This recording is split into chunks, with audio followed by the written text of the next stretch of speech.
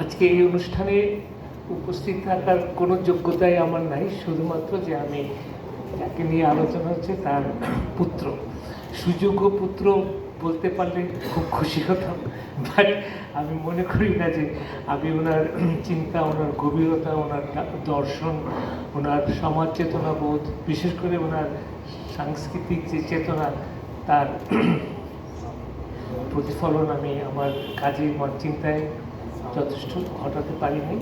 তবে আপনাদেরকে আন্তরিক ধন্যবাদ যারা অনুষ্ঠান করছেন এবং যারা আবুল মনসুর এর উপরে কিছু কথা শুনতে এসছেন এবং সলিমুল্লাহ ভাইয়ের কথা শুনবেন। আমি তার ছেলে হিসাবে অত্যন্ত গর্বিত। আমি ওনার জীবনের একটা গল্প বলে আপনাদেরকে বোঝাতে চাই যে ওনার যে আমাদের যে বাংলাদেশের সংস্কৃতি, এটাতে উনি যে আমাদের যে বিরাট ঐতিহ্য, একটা বাঙালি ঐতিহ্য, ইসলামিক ঐতিহ্য, এটার যে একটা সংমিশ্রণ এবং সেটার সংমিশ্রণের মাধ্যমে যে আমাদের আমিত্ববোধ জাগরণ, আমিত্ববোধের যে জাগরণ প্রয়োজন, সেটা সম্বন্ধে একটা গল্পতে আমি মনে করি যে এই সমস্ত কিছু খুব সুন্দরভাবে প্রকাশিত হয়। আবুল মনসুর আহমদ ক্লাস 8-এ যখন পড়েন, ময়মনসিংহের মৃত্যুঞ্জয় স্কুলে একটা ঘটনা।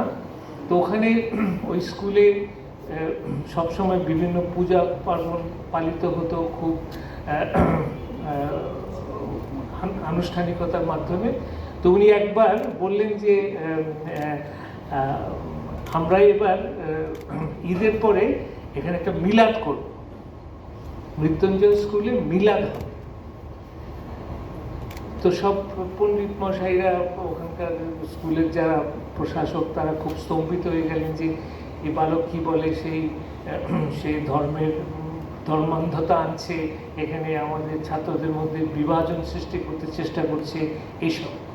তো স্কুলে যথেষ্ট মুসলমান ছাত্র ছিল না এবং শিক্ষকও কম ছিল, কিন্তু এই কথাটা ময়মনসিংহ টাউনে ছড়ে গেল এবং ময়মনসিংহ টাউনের আলেম ওলামারা খুব খুশি হলেন এবং শুনে যে এবার ঈদের পরে এটা মিলাদ হবে।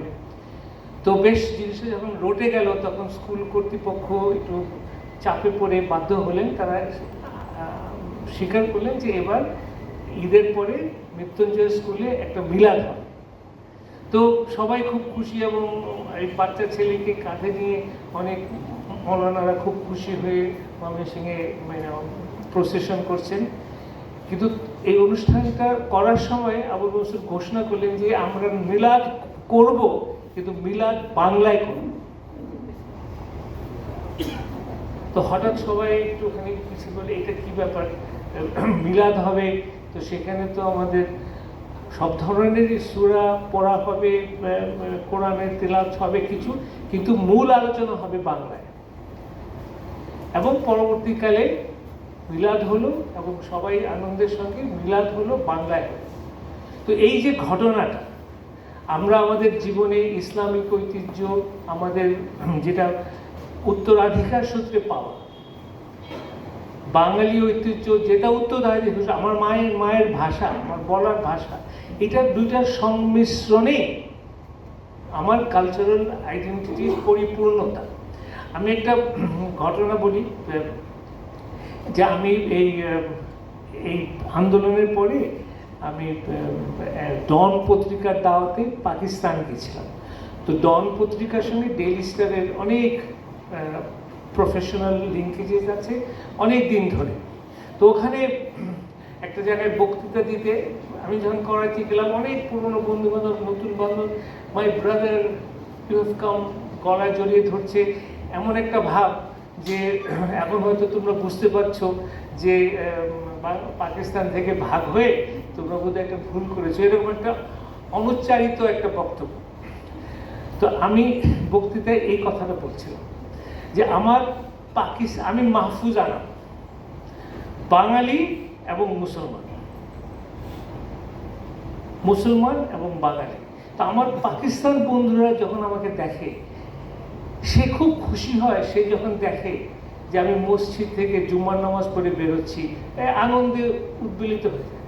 বাট সে যখন দেখে যে আমি নজরুল জয়ন্তীতে, পহেলা বৈশাখে, রবীন্দ্র জয়ন্তীতে যখন গান শুনে বেরোচ্ছি, তখন একটু সে এই গান, বাংলা গান, এটা তো ঠিক যাচ্ছে না, এটা সেটা।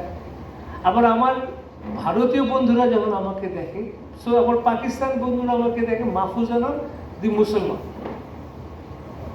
আমার ভারতীয় বন্ধুরা যখন আমাকে দেখে, সে খুব খুশি হয় যখন সে আমাকে দেখে রবীন্দ্র জয়ন্তী থেকে বেরোচ্ছি, পয়লা বৈশাখ উদযাপন করছি। বাট মসজিদ থেকে বেরোতে গেলে সে ভাবে, ও এর মধ্যে তো একটা সাম্প্রদায়িকতার ভাব চলে এসছে।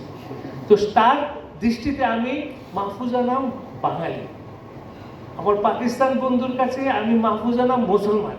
বাট কেউ আমাকে সামগ্রিকভাবে দেখে না।